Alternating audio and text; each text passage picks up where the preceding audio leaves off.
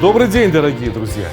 У меня сегодня отличное настроение, потому что я собрался приготовить для вас блюдо, которое для меня тоже является новым, но я уже успел его полюбить.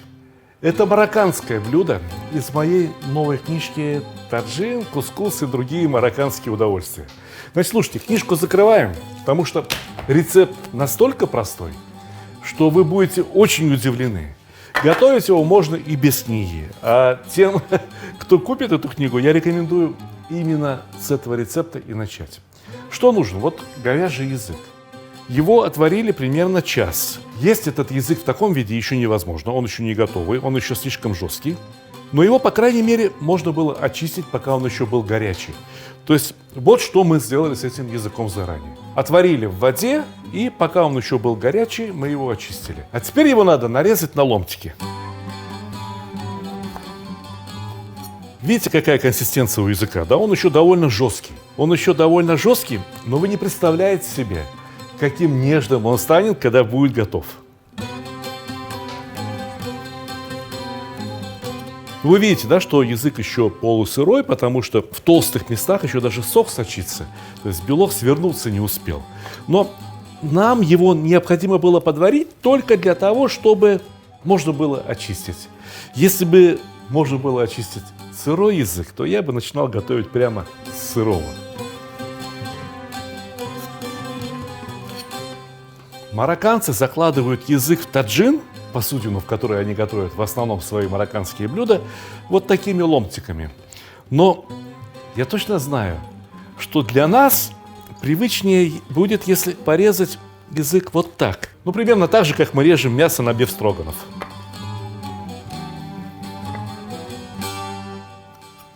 И перекладываем язык в холодный казан. Да-да, холодный, я еще не включал под ним нагрев.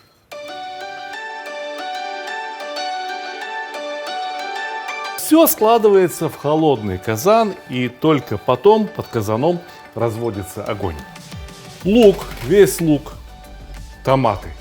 Консервированные томаты, порезанные кусочками. Видите, да, примерно в равных количествах. Точные пропорции для этого блюда не очень важны.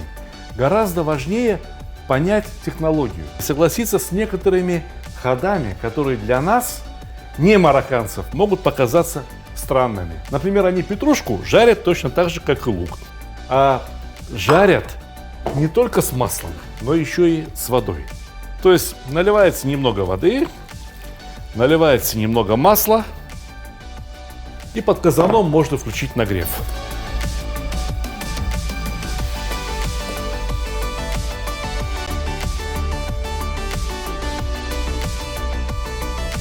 Казан у меня очень мощный, хороший, закипело сразу, но вы обратите внимание вот на что.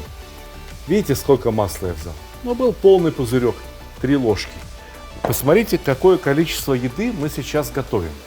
Ну, а теперь соль и специи.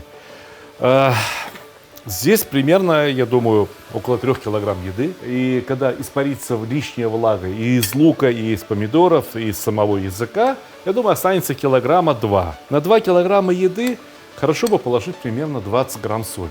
Досолить потом всегда можно. Я слышал, бытует мнение, что марокканская кухня очень острая. Нет, это не так. Используется много специй, но специи большей частью не острые. Вот, наверное, чуть больше, чем чайная ложка черного перца. Этого и достаточно для того, чтобы обеспечить жгучесть. Для того, чтобы обеспечить красивый цвет и приятный вкус, используется паприка. Вот паприка – это сладкая специя, по сути. Бывает паприка островатая. Ну, наверное, около столовой ложки. А можно и чуть больше, ничего страшного. Зира. В Марокко, как и в Узбекистане, как и в Иране, как и в Индии, любят зиру. Ну, примерно 1 чайную ложку. Видели, сколько лука использовали? Значит, надо взять и куркуму. Чайная ложка, примерно пол чайной ложки куркумы. Больше не надо. Куркума не обладает слишком сильным вкусом, но она обладает особыми асептическими свойствами. Это около головки чеснока, которые раздавили и залили водой. Это интересный прием. Попробуйте так делать. Вот чеснок так может простоять хоть весь день. Когда готовишь, куда нужно добавить чеснока, взял да и добавил. самое редкое и самое дефицитное, что необходимо для этого блюда, это кунжутная паста. Вы знаете, что такое кунжут? Продают везде. Вы постоянно с ним встречаетесь на всех булочках. Вот этот кунжут, растертый в ступке в присутствии воды, превращается вот в такую пасту. Но проще купить ее готовой. Ищите тахину. Слышите, да? Тахина. Продается в обычных супермаркетах. Если нет в супермаркетах, вы уже в интернете. Наберите, купить тахину, вам пригодится. Многие блюда с баклажанами готовятся с тахиной. Вот хумус готовится с тахиной. Многие марокканские блюда тоже готовятся с тахиной. Здесь примерно 1 столовая ложка тахины.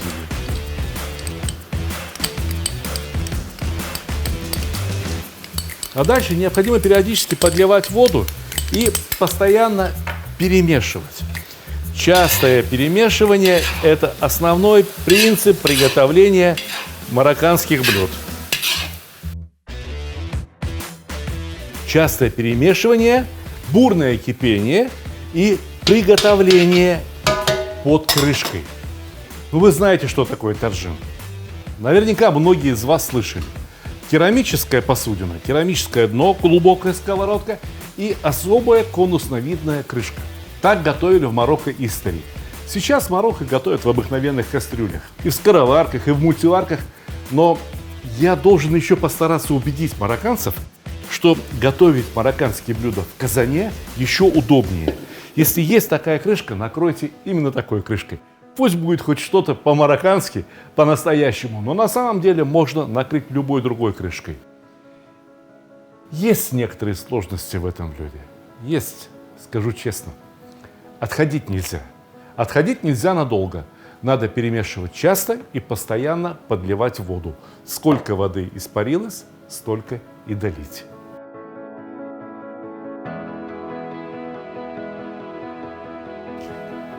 Ну-ка, как там? Давайте посмотрим.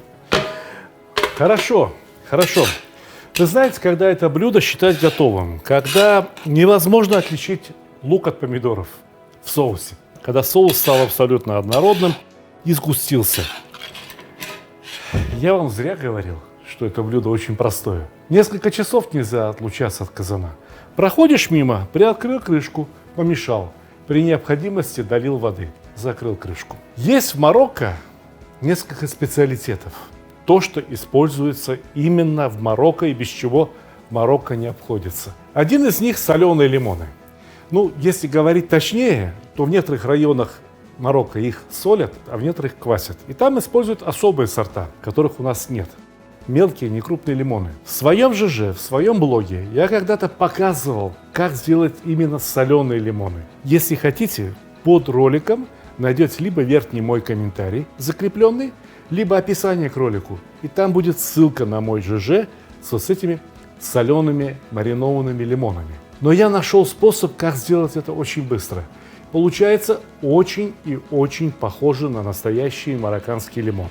Возьмите именно ташкентские кисло-сладкие лимоны, порежьте их вот на такие кубики, хорошенько посолите, добавьте сахар, добавьте немного воды, несколько ложек буквально, и поставьте в небольшом ковшике на огонь на 20 минут. 20 минут, и марокканцы не отличат их от марокканских. Другой специалитет, впрочем, уже распространенный гораздо шире, это вот такие красные оливки, маслянистые, которые не в уксусе были замаринованы, а именно в масле. Ну, и еще одна особенность марокканской кухни. В Узбекистане, в Азербайджане предпочитают все-таки использовать кинзу. Вот начиная где-то от Турции и туда дальше идет петрушка. Марокканцы очень любят петрушку. И используют петрушку вот как при жарке, мы с вами говорили об этом, так и при подаче блюд. Но есть еще кое-что, без чего марокканцы не обходятся. В Марокко используют особое сливочное масло, которое называется сцмен. Именно так. С и С вместе их произнесите, и каждый марокканец поймет, о чем идет речь, и закатит глаза вверх. Они очень любят это масло. Чем оно отличается от нашего сливочного масла? Да тем, что оно ферментированное.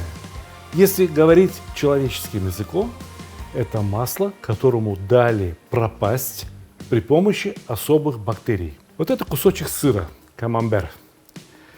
Сыр камамбер пахнет точно так же, как сливочное масло цмен. То есть камамбер – это сыр, над которым поработали те же самые бактерии, которые используются для получения марокканского сливочного масла смен. У нас нет сливочного масла смен, я думаю, что не появится никогда. Но у нас есть камамбер, пусть маленький кусочек, как чайная ложка, и у нас есть сливочное масло. Так давайте добавим их сюда. Что думаете, получится не похоже? Очень похоже.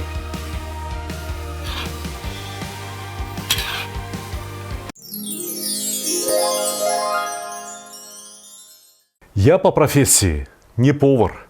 Я автор кулинарных книг. И это моя 11-я книга, самая новая из типографии. Давайте сначала рассмотрим обложку. Название «Земля, душа и еда татар» вполне отображают содержание книги.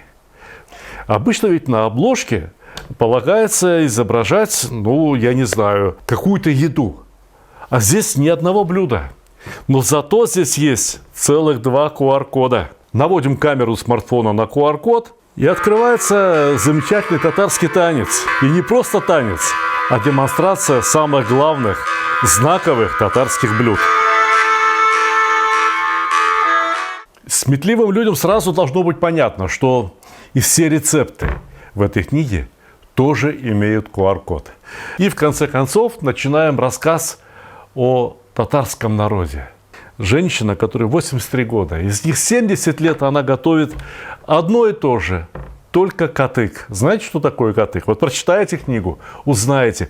Здесь есть блюда, которые уже начали забываться в татарском народе. Благосостояние народа выросло, и поэтому люди перестали готовить некоторые, очень простые блюда.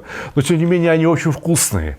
И забывать их нельзя ни в коем случае, потому что это достояние татарского народа. А тем временем мы готовили чак-чак. Чак-чак – это настолько знаковое блюдо, что чак-чак пришлось готовить дважды. Потому что в Татарстане все готовят чак-чак по-разному. И рассказываем о чак-чаке, который дома приготовить, например, невозможно. Но это то, что следует привезти из Татарстана. Потому что, прочитав эту книгу, вы рано или поздно захотите посетить Татарстан. И у вас возникнут вопросы, а что привезти из Татарстана? В книге об этом рассказано. Если уж что-то непонятно, у вас всегда есть QR-код. Конечно, рецепты, книга, вообще говоря, должна прежде всего вдохновлять людей. Вдохновлять на приготовление этих блюд. Для этого требуются вот такие фотографии. Каждую ниточку скатерти, каждую крошку сахара видно на наших фотографиях. Полюбите, какая фотография. Аппетитно? Захотелось? В книге более 70 рецептов. Очень много рассказов о специалитетах. Мы ездили по всему Татарстану со съемочной группой, с киносъемочной группой. Снимали что-то там, что-то снимали вот здесь. Ко мне приезжали вот сюда, вот прям сюда ко мне приезжала, там знаменитая татарская кулинар, которую зовут Резида Хусаинова. К нам приходили профессионалы, к нам приходили любители. Мы ездили по районам, бывали в селах, бывали в домах у сельских жителей Татарстана, которые готовили для нас вот эти замечательные блюда. В Татарстане очень многое готовят в печах. Точно так же, как вот в русской кухне. Абсолютно уверен, что эта книга понравится любому человеку, кому ее подарят. И эта книга станет украшением вашей домашней коллекции кулинарных книг. Она огромная по размерам, здесь 440 страниц. Бумагу мы выбрали самую лучшую, которую только возможно было вообще приобрести.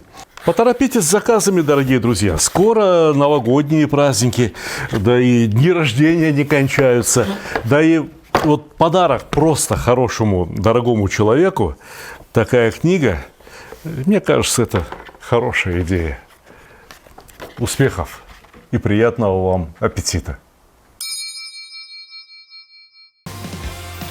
Вот и хорошо. Я думаю, что пора подавать. Очень пора подавать. Знаете, какое блюдо я сегодня для вас приготовил? Я приготовил одно из 3 блюд, наиболее полюбившихся мне в Марокко. Делюсь от всей души. Даже можете и книгу не покупать, готовить точно так, как я приготовил вам сегодня, и у вас все получится. А когда вы попробуете язык, приготовленный таким образом, вы больше не будете его отваривать, подавать его с чесночком, с хреном, с горчицей, вы начнете подавать язык с лимоном, с оливками, так, как подают в Марокко. Знаете, в чем коренное главное отличие узбекских лимонов от всех остальных? Аргентинских, не знаю, там, абхазских, каких угодно. Дело в том, что узбекский сорт лимона – это гибрид. И у них кожура, вот то, что под цедрой, она сладкая. И сами лимоны кисло-сладкие, и кожура очень вкусная. Поэтому эти лимоны можно будет есть просто как закуску. Вы попробуйте приготовить лимоны, как я вас сейчас научил. Подавайте их где-то вот рядом с солеными огурцами, с помидорчиками, с оливками. Словом, там, где подают закуски. Там, где задача стоит нагнать аппетит. Я вам честно скажу, вот у меня сейчас уже такой аппетит зверский. Вы знаете, что такое марокканский чай? По сути дела, в Марокко пьют китайский зеленый чай. Большой популярностью пользуется не очень дорогой сорт, такой, который называется порох. Но заваривают его очень крепко. Да потом еще и настаивают на огне. И в чай добавляют либо мяту, либо мелиссу. И непременно кусочек сахара. И считается хорошо, когда на чае много пены. Такого чая не пьют по многу, пьют по чуть-чуть. По одному стаканчику, потому что он имеет очень сильное, ярко выраженное фармакологическое действие. Он позволяет немного забыть о жаре и позволяет немного расслабиться и побеседовать с друзьями ни о чем, как мы с вами сегодня. Пока, до следующих встреч!